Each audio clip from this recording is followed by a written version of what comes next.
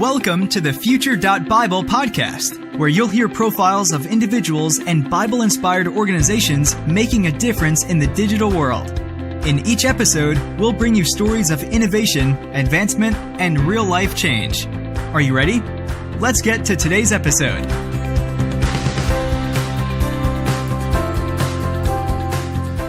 Welcome, friends. It's Kenny Jang here once again with the Future.Bible Podcast. Thank you so much for listening to what we are doing, which is taking a journey across the interwebs, meeting with really interesting, innovative thought leaders, entrepreneurs, and church leaders across the country. One of the things that we're doing today is we're making a stop on the West Coast, partly because that's the home of DJ Chuang, who's not with us today. My co-host is actually out traveling today. He'll be back next week. But we've got an excellent conversation partner here. Chris Heaslip from PushPay is with us. Welcome to the show, Chris. Great. Thank you so much for having me. So, Chris, you are the CEO and co-founder of PushPay. And prior to that, I think you've done tons of entrepreneurial and financial stints in the backgrounds, CEO of accounting brands, other accounting, big six accounting firms. You also hold a master's degree in taxation and accounting from Auckland. And so finance, entrepreneurship, and the church is something that you're interested in. You split your time between Seattle, Washington, which is the home base in the U.S. And what's interesting enough is that PushPay also has operations across the pond or in New Zealand. Yeah. So why don't we just start there? Tell us a little bit about the New Zealand's connection to PushPay. Yeah, well, obviously I'm from New Zealand originally.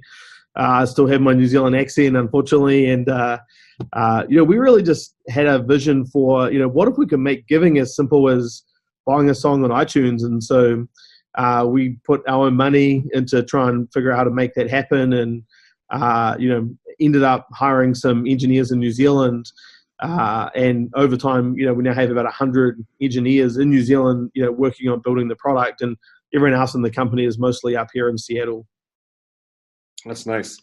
I've been looking forward to this interview in particular because you're working with literally thousands of churches and ministries nationwide here in North America and internationally. But in the North American landscape for Christianity in particular, it's been very interesting. So I'm wondering if you can just give us a snapshot of where churches are. How are they embracing technology? Like, are they all stuck in like the AOL, MySpace days, or are they coming along? Like, what's your perception? Because you are across states, across regions, across denominations. You get to see a big macro picture. So I'd love to hear from your point of view. Where are the churches in technology today? Well, I think it's a really great question. And my experience is that churches are really hungry to learn and to adopt technology. But I actually kind of see it as a slightly different problem, which is the vendors who largely serve churches are not excellent. And if they were competing in other spaces, we would say, wow, like this technology is more like MySpace. And so, I think part of the challenge is we're a business and we have a heart for the church and we feel like we're in ministry, because ministry is why we do what we do, but we just happen to use the mechanism of business to be able to fund and build what we hope is a world-class product. And, I think about, how God has used business historically. And one of the examples that comes to mind is around Gutenberg inventing the printing press. He was a businessman and he had a full-time job and ended up quitting his job to go and try and invent this printing press. He raised money from investors and, had a lot of trouble with his investors and ultimately managed to crack the code on building a printing press that, really revolutionized how we get the Bible into the hands of everyday people. Yes. And, then it had a ton of additional benefits for society too. And they, call it the Enlightenment Age and all of that kind of good stuff. But, this was a businessman. It wasn't a pastor trying to, invent the printing press. It was a businessman trying to do it from a business perspective. And I think, that's the role that business should play in partnering with the church to build, revolutionary technology that helps to get the Bible into the hands of people and helps churches to connect with people. And I think there's just still such a huge opportunity there that, is really limitless, because, people are desperate and hungry and need the good news that we have, but, we struggle to get the message to them. And so I think that's where we see the opportunity, the intersection of using business kind of techniques and methods and fun, but, trying to innovate and use, God's guidance to help, bring, cutting edge technology to the church. It's ironic, right? We look at paper today and we're like, that's not technology. And yet back in the day, the printing press was a technological revolution. Yeah, it was right. And, there were printing presses, but the movable type printing press that you could spin up and, print different things was, really revolutionary at the time. And it took Gutenberg over 20 years of his life to actually, crack through on that. There wasn't some silver bullet that happened to do it. So, that perseverance and, almost financial ruin for him to really be on the cutting edge was a huge cost. But look at the impact that it made. And then, almost 80 years later, the Protestant Reformation happening as a direct result of getting Bible into the hands of people. So, I think we like to think about the fact that, technology changes can really precede a reformation in the church. And I think, certainly mobile technology today has the ability to reach a whole group of people who are never going to step through the doors of your church. Now, we talk about mobile technology today as that next revolution in our current times. And you've had a lot of successes, I think, partnering with churches, training them, helping and enabling them to raise more funds to support the mission through digital giving. In fact, I believe one stat I saw is that if a church even had another giving solution before they changed to PushPay, you're still seeing something like a 4x growth in giving. So it's not just about access to technology. There's something else about that, right? It's not just give everyone a mobile phone, give everyone an app, or give everyone a texting number. There's something more than just the pure material of the technology. What do you attribute that to? Is your technology more advanced that we just don't see it, or is it? What else is there? There's got to be something else in your learning. Again, I think from the experience of working with thousands of churches, there must be something else that allows you to have better returns than other solutions out there.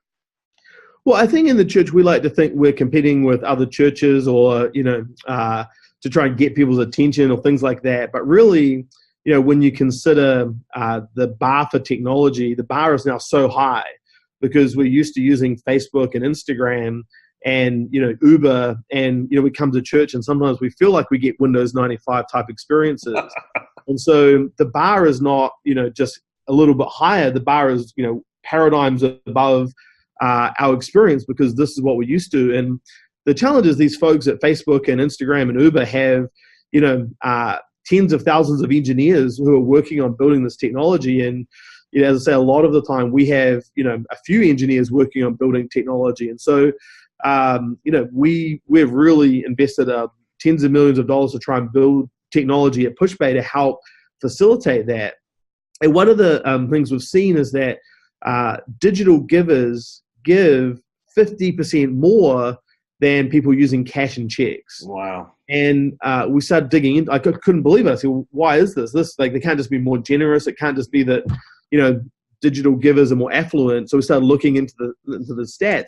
And we found something really fascinating, that digital givers don't give more per donation. They give more frequently or consistently than people using cash and checks. And so more frequency, more consistency than the person who gives just once in a while, right? Because you're not always able to pull out your checkbook, or you don't always have cash on Sundays. Exactly right. But also with church attendance, or the frequency of which people attend church declining, my kids are sick, I can't make it. Well, if I am a check giver and I've never been, informed that we prefer digital giving, then what happens is my check stays at home with me on Sunday. Yeah. And unfortunately, people don't come the following Sunday with two checks in their hand. Why is that, Chris? Why don't they bring that extra check? I wish that was the case. So what happens, right, is that if I'm number one, if I'm on mobile, I can just get out my phone and give and participate, even if I'm tuned in to watch the service online because my kids are sick. But of course, what's even more powerful than that is automated recurring giving, Right. where it doesn't matter whether I'm there in person or not, my gift is happening. And then to your point, even over and above giving, of course, if I don't have a checkbook, I simply can't participate in additional offerings. So what we see is that those people who do digital give, as I say, 50% more just because they're able to participate when they're not there on a Sunday morning. And also that they're able to participate in special offerings that arise, which they didn't perhaps come prepared for. So that's a very interesting thing, and I think 60% of churchgoers that are using PushPay are giving to their churches not on Sunday, right? The majority of people are not confining their giving activities to that 1 hour on Sunday morning. And that's interesting to me. But so it's interesting to me because the majority of people are thinking about church and their relationship to the community and their responsibility in the community outside of Sunday. Do you think most people have capacity to or want to engage with things other than finance with respect to the church Monday through Saturday? Are we limiting ourselves now in today's culture? Has the dynamics changed where thinking of church only on Sunday for an hour is too limiting, and that church leaders need to start to think about not just giving outside of Sunday, but giving access to other things ministry-wise Monday through Saturday? What do you think about that? Well, I think that's 100% true. And just to give you one finance example of when people do give, we looked at our data and found that, Friday mornings is almost as much giving as happens on a Sunday morning. Whoa. And we said, what happens on a Friday morning? Well, Thursday night, of course, is when people get their paychecks. And so people, when they hear, hey, we should give our first and best, what they think of is, well, my first fruits, the first thing I want to do when I wake up on a Friday morning is give my tithe or give my offering. And to me, that's unbelievable that, that many people wake up on Friday morning and the first thing they do is they want to be able to give. And I think it goes to the point that you're making that, church on a Sunday morning, people want to engage and interact with you and with other folks in their church community during the week. And I think one of the things that we have to really consider is how do we make it easy for them to do that? Because, when it comes to technology, technology has the ability to lower barriers so that people can connect. And there's multiple different ways that we can do that. One is through, making sure that we have our services and our content available online so that, I'm driving, I can just pick up my app, open it, and start listening to the service, or, to be able to connect in different ways. This event is upcoming, register. The likelihood I'm going to have the time to sit down on a Sunday morning and fill in, some type of event form to attend summer camp or something like that is really limited. But if we can get that to you outside of Sunday morning, whether it's content, some appeal, or some action we want you to take, I think people are very, very willing to engage with that. The key part is it has to be personal. And yes. One example is, here in Seattle, we've just had terrible weather. It's been dumping down with snow in the last, which is crazy in February that we have this much snow. And of course, in Seattle, we're not used to having that much snow at this time of the year. So a lot of churches have canceled different services. But, the church I'm a part of has 5 campuses across kind of the greater Seattle area. And, if you just send out a note saying, hey, service is canceled, well, what if one campus is canceled but one isn't? How do we know which person we're trying to message? And that's where the personalization has to come in, that, through PushPay, people can know, hey, this person's part of this campus because they give to that campus. Therefore, we should message them through the push notification functionality that their campus is open or their campus is closed. And that type of personalization is what we expect from other experiences. Absolutely, and yet just a kind of broad blast, hey, church is canceled, well, that can lead to us canceling services we don't need to cancel. Yeah, that is a good point that we expect it from other things in our culture and society, but church actually has that capability now with technology and solutions like you guys offering. That's very interesting. So giving and generosity. So it's seen by many stewardship consultants or experts as something that can't be triggered if you approach it just with like a guilt and obligation messaging. Framing finances as part of like your spiritual discipline is one of the ways that many experts are saying is the best way to cultivate this culture of generosity that is kind of like the holy grail for everybody in the church community these days. Right? Connecting giving with biblical fundamentals, right? Is PushPay part of that conversation when you're coaching, with the pastors and the XP and the finance team? What is that type of connection that you're seeing between the Bible and finances that the congregation needs in order to like unlock that spirit of giving or generosity? Yeah, absolutely. I think I was listening to Carey Newhoff's podcast the other day, and he had Judd Wilhite on from Central in Las Vegas. And he said something really interesting, which I had thought about, but really kind of summarized it, which is, they have a kind of philosophy of how to get people into the church, which is, behave, believe, and then belong. And I think a lot of times in the church, we want to try and change people's beliefs and try and educate them on why they should do giving and why, this is what it says and all of that. But actually, I think there's ways to engage people to take a step of behavior that ultimately can lead to a belief change. And, hey, there's an opportunity to participate. One church I know in Michigan, they have an appeal once a year when school goes back where people can buy a backpack for a child who's going back to school. And 100% of the proceeds go to, a direct cause, because we know, especially millennials want to support causes and they want to know that the money is getting to a specific place. And so instead of trying to sit down and educate you on the 10 reasons you should tithe, they say, hey, look, why don't you just simply give $20 to this particular cause? And then they, message back and say, look what happened. Here's a picture of, a child with a backpack. Look at the great thing. Transformation, yeah.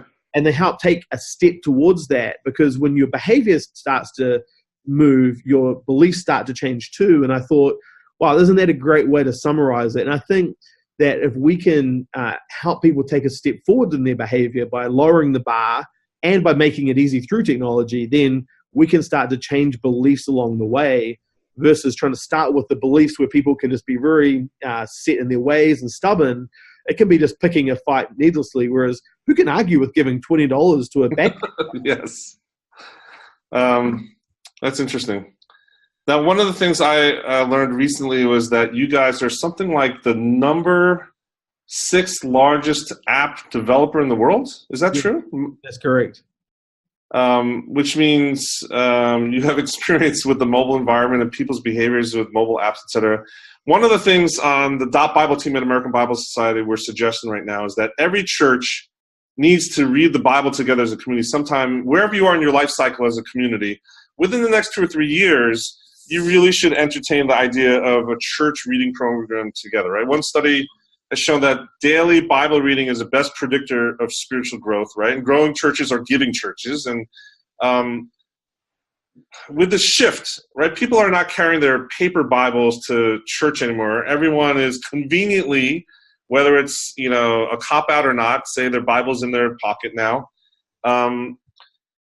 First, do you think that is having any impact on Bible reading programs and even their spiritual habits of people? Is that really something that's, are we missing something from using paper Bibles in our Bible reading efforts today?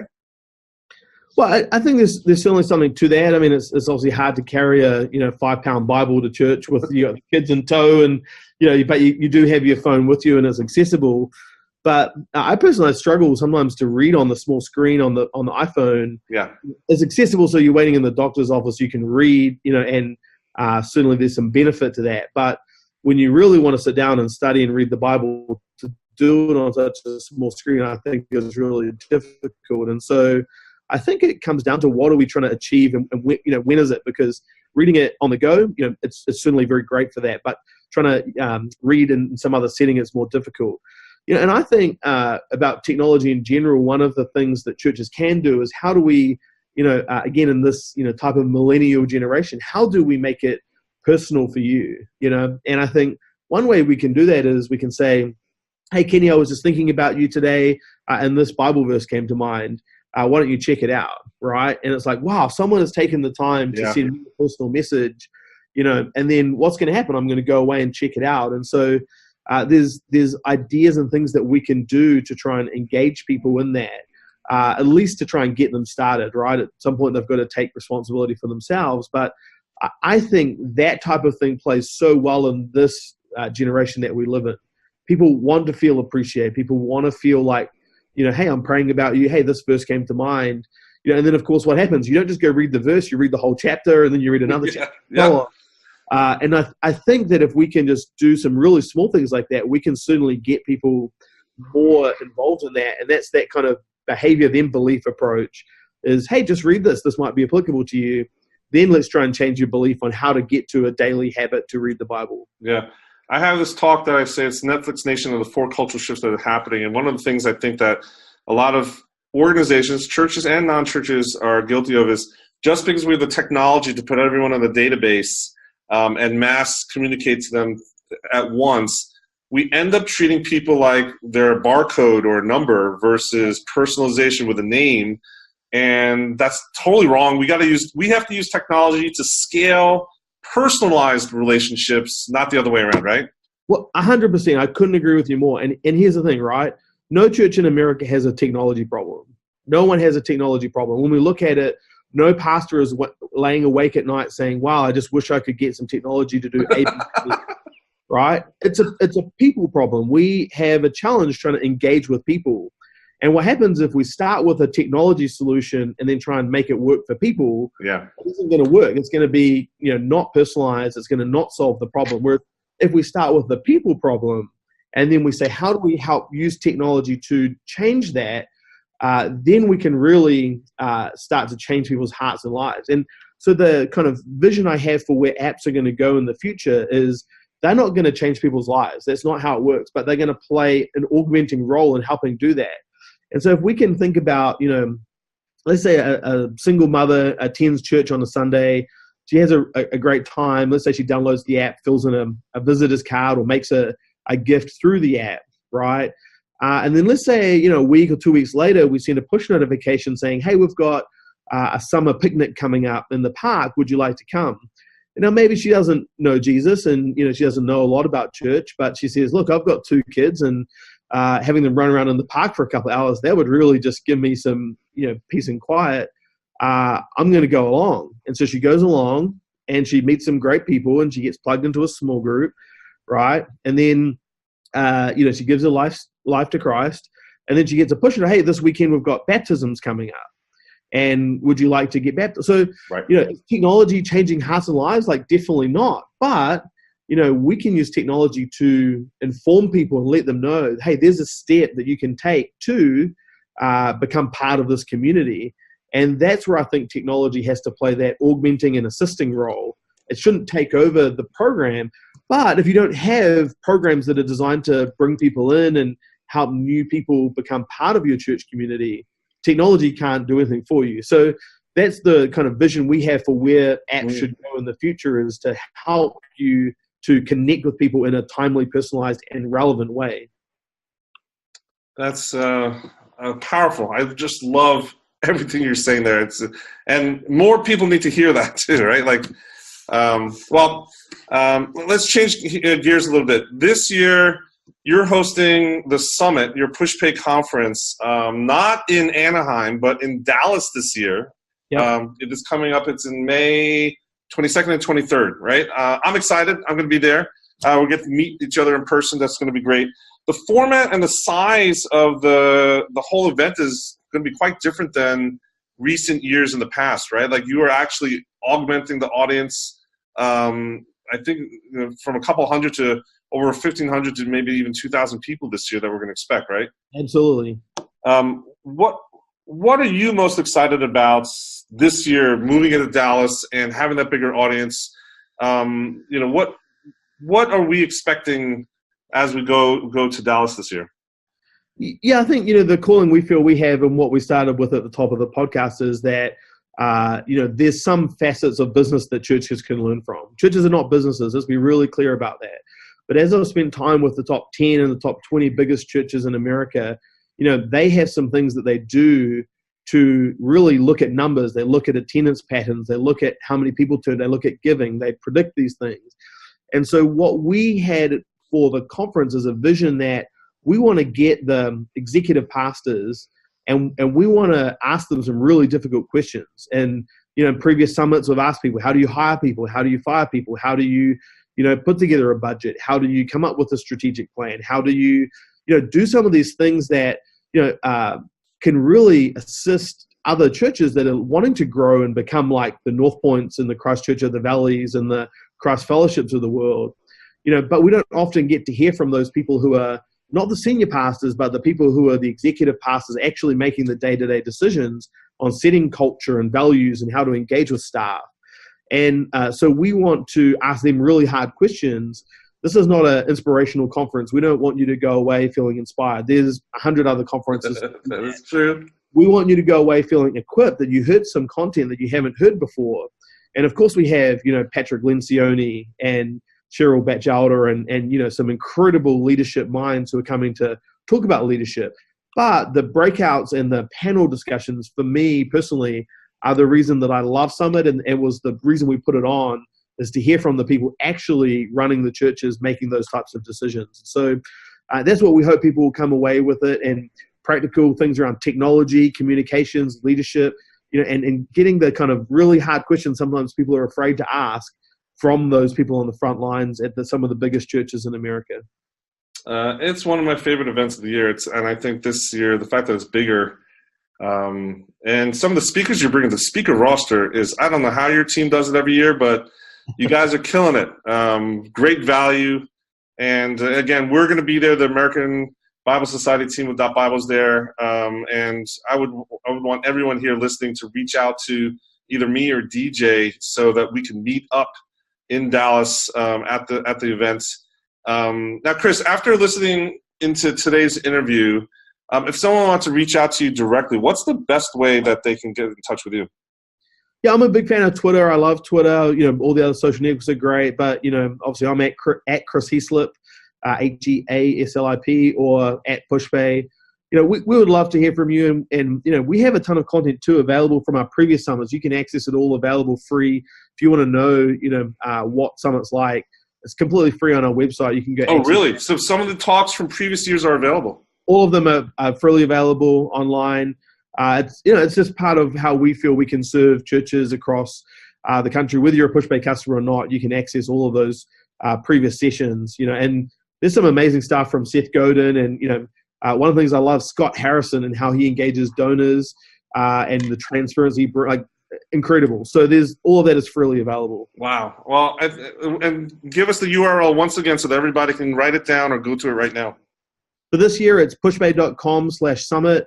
And if you click through to the content section, you can find all of the previous summits as well. And your website has tons and tons of other resources. If you're a church leader, you need to, I would say, almost book an hour on your calendar so that you're uninterrupted, and then just literally start looking at some of the resources that they put together and publish is amazing. So thank you so much, Chris, for dropping by, sharing your wisdom and your experience with tech and giving in the Bible. Really hope we have a chance to revisit with you again soon. Thanks, Kenny. I appreciate your time.